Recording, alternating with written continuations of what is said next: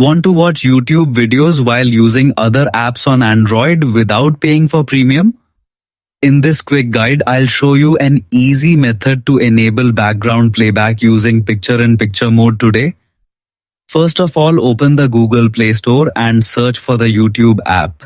Make sure your app is updated to the latest version because some features may not work properly on older versions.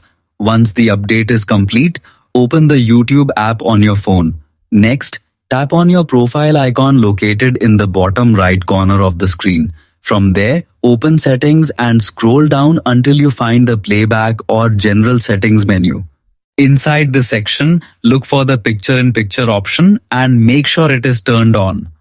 This feature allows videos to continue playing in a small floating window while you use other apps. Now play any video you want on YouTube. After the video starts, simply press your phone's home button or swipe up to return to the home screen. You'll notice the video keeps playing in a small movable window on your screen. You can drag this floating player anywhere, resize it, or even pause and play the video whenever you want. Please note, some videos, especially music content, may still require a YouTube Premium subscription in certain regions to use picture-in-picture mode properly. Now you can browse social media, reply to messages, or use other apps while your YouTube video continues playing in the background.